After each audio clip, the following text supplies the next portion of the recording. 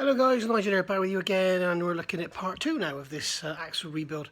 If you remember, I've got the axle behind me here, there it is, and we did the swivels and we did the diff and everything, and now we're going to start moving into CV joints and hubs and discs and all sorts of stuff. So without further ado, let's get to the bench and see what I've got to look at today. So I've got shafts here, so we've got the long shaft here, this is the right shaft, no, sorry, this is the left shaft, the long one. So all nice and cleaned off with some brake cleaner, everything all done, and then we've got the CV joint there all cleaned out. Shorter one here, ready for the grease and everything, and we've got the grease here. And because I'm so fussy, I've got the grease marked here, right and left. This is the Brit part stuff, and basically the one-shot grease it's called, and it's the right amount. The manual says 360 millilitres, I think, or 350, I think, but maybe they're but a bit extra because you're going to leave some in there. But basically that's the right amount, and according to the manual it's one shot and it's sealed for life and you don't ever drain it or anything. But it seems crazy because due to the design at some point it's all going to leak out anyway. So I don't know. Some people say just use ordinary CV joint grease, don't bother with that stuff, but I don't know, maybe it could all dry out in there. I don't know. Tell me what you think in the comments below, but we can always change it again. I mean, if I get serious, I'm going to have to change these shafts anyway. So, if I'm going to put a locker in the front in the future, because apparently this is the next weak point. So first thing is the diff, the pin on the diff brakes, then the next thing is these CV joints, and I thought they were better on the Pumas, but apparently they're not. So, I mean, these are really good condition, they're really stiff and everything, but yeah, so let's get some grease in them and go from there.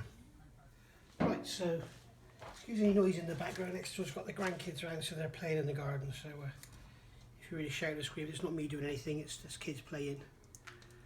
So we'll put this in here, let that run down through. It's quite thin for CV grease. It looks like CV joint grease, just thinner. So stand that up there, squeeze that into there, let some run down. Lovely, and then we can work it in. These little pack sachets are made great because they can, you basically use the little nozzle. There's a little plastic pipe on it as well. You can get it in without making too much mess. So, which is a good thing because I don't like making mess. So let's see how we can work this in. Looking like it's going down. We just really want to make sure we've got some in there, because otherwise, when you initially drive, you could end up with it dry. And whatever's in there could just get flung out.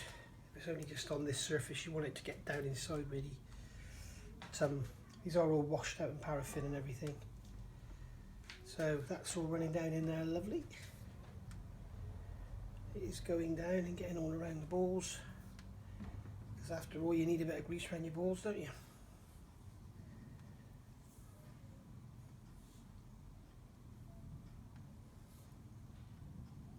Either this stuff smells lovely or someone's just lit a barbecue. I think it's probably the barbecue. Yeah.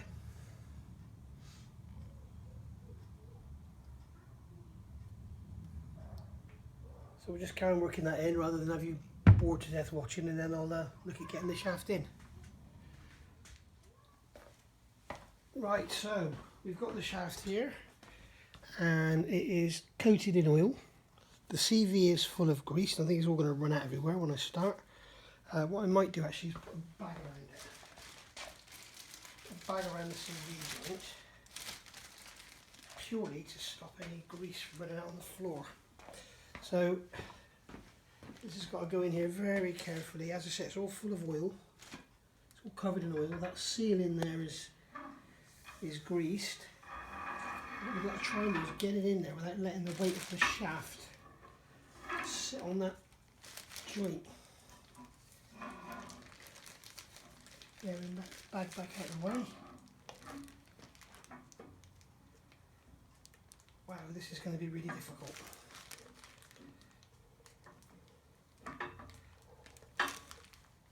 I can't see how you can do this without putting weight on that seal,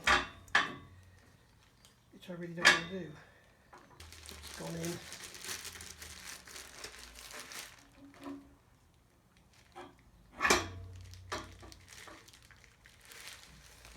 turn the flange. Yes, the shaft goes round. That was quite effortless. So that's in there like that now.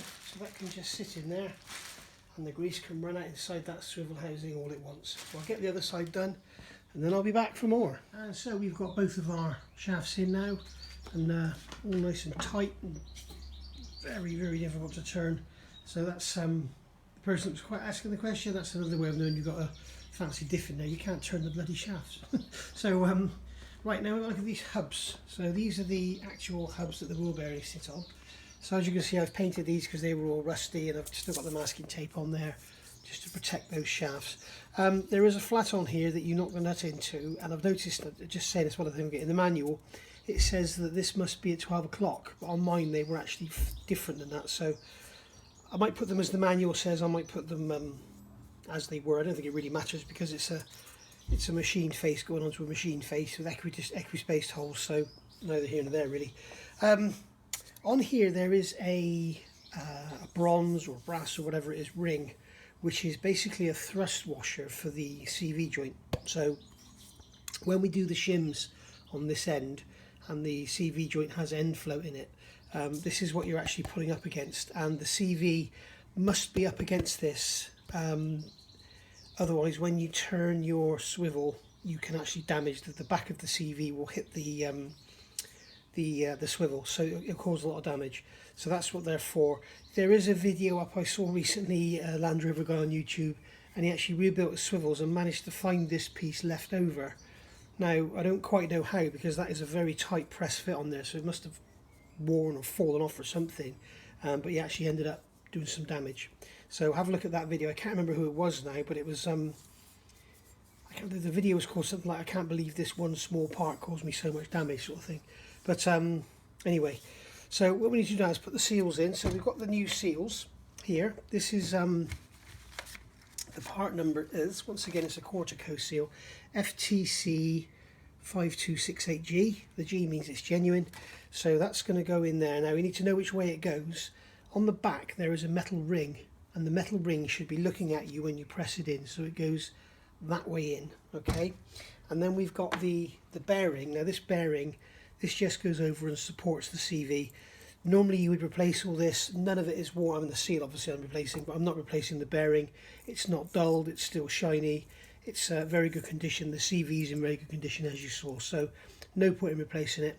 You can see on the bearing one end is radiused, okay, and one end is flat. So you can see this end has got a radius on it and this end has got a flat, and this is the one with the writing on, so that one must be out, and that's to enable you to use a tool to press it in. So the bearing's going to go in that way, the seal's going to go in that way. The seal goes in first. So let's go over to the press and press them in, see how we get on. Right, so make sure we've got our spindle nice and centred underneath the press. We've got the seal going in with the metal side out, so that's just going to go in like that. I'm going to use my little tool that I made for the UJs to press that in. You've got a nice square turned piece of steel there, so we just pump the press down. Press that down. I'm not going to press too hard. I can feel it come to a stop. Come up. And there we go. Our seal should be in there. We should be able to get in there with something and press. There we go. It's fallen out on its own. There we go. The seal is in there. Okay, so we can see the seal in there now. So now we've got to press the bearing in. So we'll press the bearing in with the lettered side facing out. I have actually given all this a very, very thin smear of grease just to help it on its way. Now I don't have that in there square again, do I?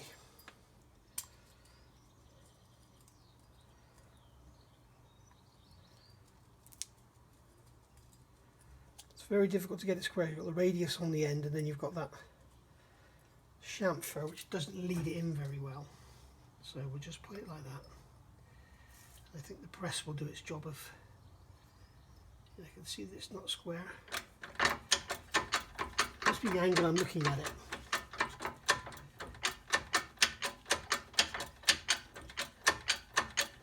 And this has got to go in just so it's just flush with the edge of that chamfer. There we go, it's going in square now. So we'll back off and have a look.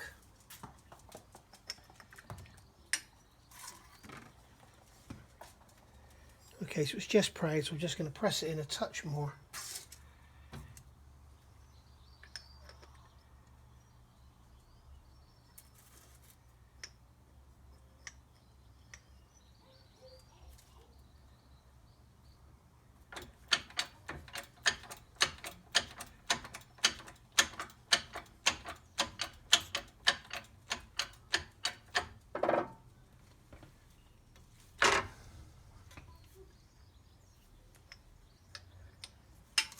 That should do me. So yeah, we're flush now with the edge. Bearing turns freely. Everything's looking good. So I'll get the other one done and I'll be back. Okay, so they're all pressed in now. The actual depth these bearings go into is not actually that critical. I've just measured the depth that the bearing goes in versus the length. I'll just show you.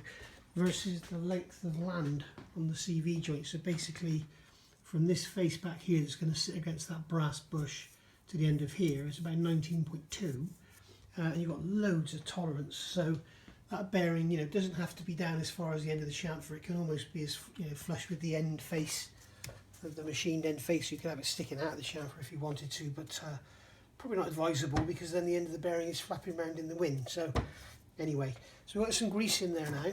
So good old grease gun with the paper towel. As you can see here, if it's in frame. This is something I showed you the last one. It's just something I thought of and it seems to work. So I'm going to go around this needle roller and get some grease into it. Now I know I should really be using the swivel grease, but it's thinner and more messy, so I can get this in here and it stays relatively runniness free, if you know what I mean.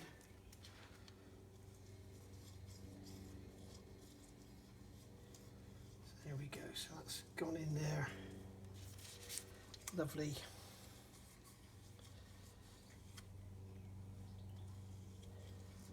I've got some face which I want to keep clean because of the gasket. Okay, so that's gone in there. We'll also get some on the seal just to help that go together. I'm not convinced these seals are the right way around, but we shall see.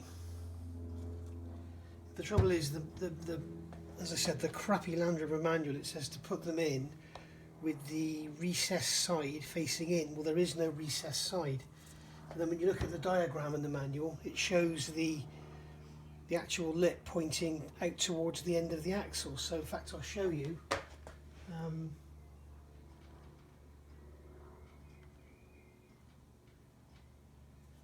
When you look at it on here, you can see here that there's a lip on the edge, and then you've got the rubber on the back. It's telling you to put it in recessed side forward. Well, there is no recessed side, and the lip is actually on the other side, so God only knows. I suppose the worst that can happen is the swivel grease will mingle with the axle grease, but it's not that major of a job to take these off. Once you get beyond here, having to take CVs out, that's when it gets a bit. But yeah, I'm not 100% convinced that that is correct. But tell me in the comments if you know different. I've got them in there with the metal side facing out. So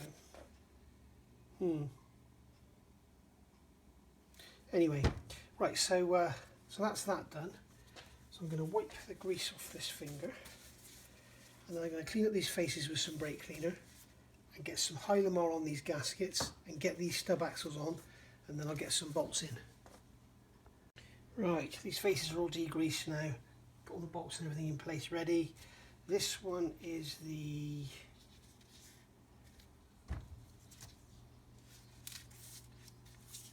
2 dots. That's 2 dots, that's 1 dot. It's got a rust spot right next to the dot where I stamped it. Looks like it could be 2. So this is 1. So that's going to be the left. Yeah, 1 and 2 is right. So right, left. So then, let's get some Hylamer on. I recommend wearing gloves and then straight away take the gloves off and throw them off, because this stuff, as soon as it dries on your fingers, it becomes a really horrible sticky mess that just deposits itself on everything you touch. So this is what I'm going to do, is just run it around here on my fingers.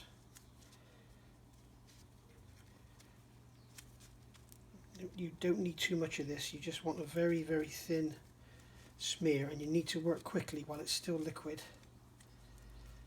You really don't want it to start going off, because it soon starts going off and gets very, very sticky, especially on a warm day. Okay, so that's what you want, nice even coating, and just stick it down like so, and then we'll do the same on the other one. So just put some round like that. As you can see, I'm putting like a 3mm bead.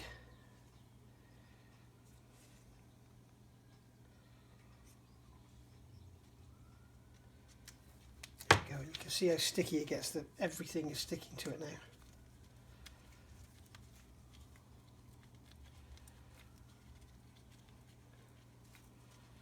There we go.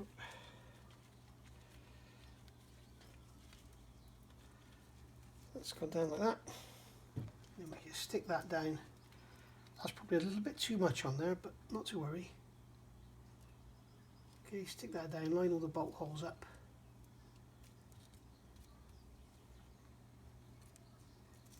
There we go, and then take these gloves off. We don't want to be touching anything with that on again. Especially when you've got everything all nicely painted, like I have. So, we'll take this over to the, we'll do this one first. This is number 2. This is number 2, so let's take you around here. There we go. Now it says in the manual that these flats should be at 12 o'clock. Oh, I've also put some tape over here to protect that seal as it goes over the. Not so worried about the splines. There's a splines. There's a slot in there, and it's quite a sharp edge on it. So put some tape over just to protect. Now. There's grease in here. I need to actually put some grease on that thrust face as well.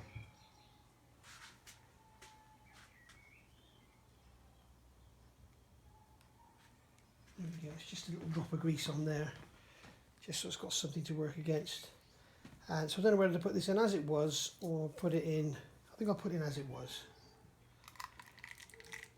That's going to slide over that tape. Onto there, and then like that, and then we'll put this dust shield on, and we'll put the bolts in. And the same as before, I'm not putting any thread lock on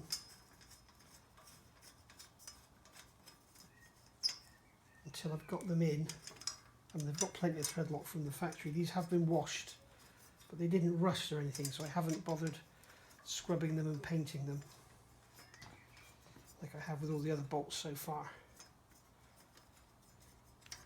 Okay, it feels like the thread lock is still doing its job on these, or on some of them anyway. So I'm going to wind them in. Got my little 3/8 wobbly ratchet. These things are really handy for stuff like this.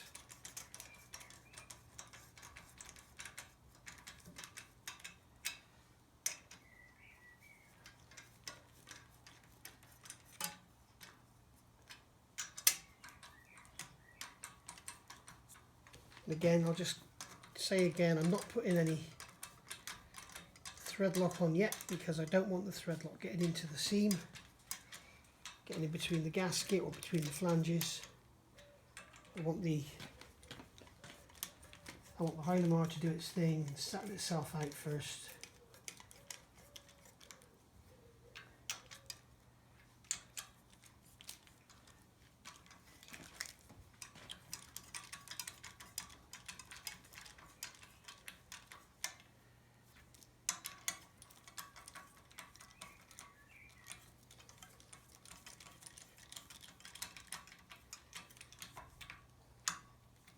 And there we go. So I'm going to do the other side, then I'll undo them, put some thread lock on them, and then I'll be back. Okay, so moving forward now, brake hubs, or wheel hubs should I say. So this is a wheel hub. If you're not familiar with Land Rovers, unlike many vehicles, this is the front of the hub where the wheel bolts on. Then you've got the drive shaft comes through here, and this is what actually turns the wheel. And then on the back here you can see the bearings inside there. And then this is where the disc bolts on from the back. So what you have to do is fit the disc first, and then everything weighs a ton. So with these, if you're not familiar with the Pumas, what they've done, I think it's the TD5s as well, they've done away with the two nuts where you adjust the torque and everything. They've just got the one nut now, you torque it up, and there's a spacer between the bearings to give you a preload. I much prefer this system. I think it's a far better system than the old way of doing it. And basically it means, you know, you're not driving around with those nuts all coming loose and stuff that can happen.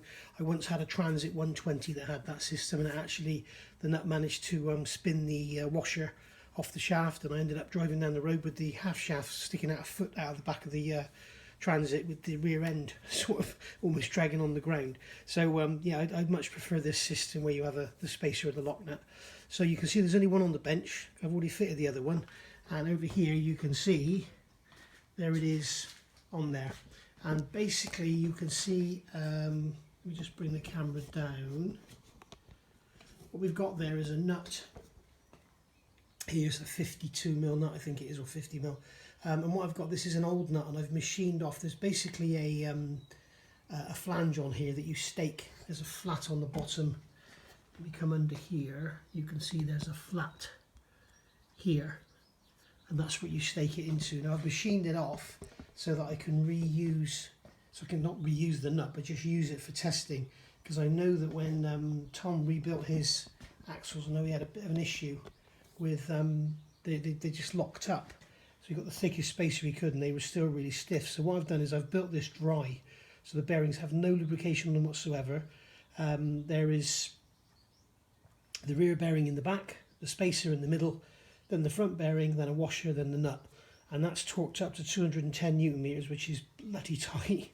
God knows I'm going to get it undone. And you can see that the bearing is free with a bit of preload, so that's perfect. So that side's good. So I'll do the same on the other side now. And then I know that after I've built it up and got the sealing and the grease and everything, I know that I'm good to go, rather than have to wrestle around with grease and seals and that and wonder what the hell's going on. So little tip, if you are rebuilding your hubs, build them dry like this, back up, and then you can test everything and make sure everything's good before you start adding grease and seals and stuff. So now I know if it's stiffer than this after it's done, I know it's the grease or it's the seal or it's a combination of the two. So I'll get the other side done now, and then I'll come back and we'll say goodnight. So I think before we start fitting discs and stuff and risk getting grease on them, I think we'll do these swivels. Now, the grease, as I said earlier, comes in these bags like this, and then you get the tube on there as well to use. But I don't think I need the tube because it's all apart. I can just stick the nozzle in. The other thing you must make sure is make sure you've got it around as far as you can. Make sure your steering's sort of out at the front on the right hand side, if you like. I guess it's going to be out on the front on both sides, isn't it? Make sure the steering is steered out as far as it will go on the side you're working on, out at the front, and then you've got clearance down in there. I'll see if I can show you with the camera. I'm not sure it's going to show it, but when you look down in the hole, you can see there that you've got a space, and if I turn it, you can see that in the way now is the swivel ball. So if I turn it, you can see there we've got the space. So get that around like that, and I've got the one marked right because this is the right hand side. So I can take the cap off, shove that down in there, and just squeeze, get all of that in there. It kind of just doesn't seem right doing this, but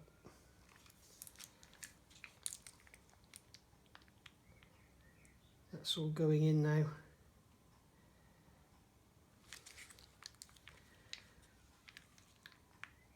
I'd much rather they had greased balls and then a cup over the back of the CV to keep the grease in, rather than have this.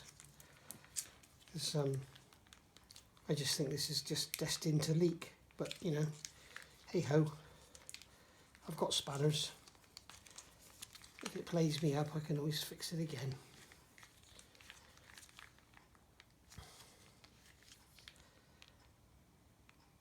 There we go, it's going in now.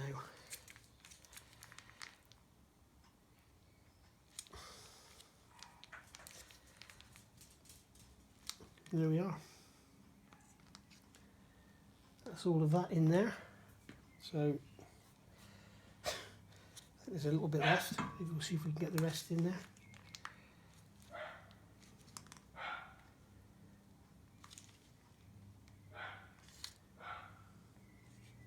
There we go, put the cap back on. And we'll save that bit of plastic back. That'll come handy for something. Sorry about the dog. Obviously someone's dared to walk past the house while they're breathing or something, which is totally unacceptable to her. Right, so I think we'll call it a day there. So I'll get the other side done, get this cap back in there, maybe I'll put some PTFE on there. So I'll see you all soon for the next part, maybe tomorrow. So thanks for watching. Bye for now.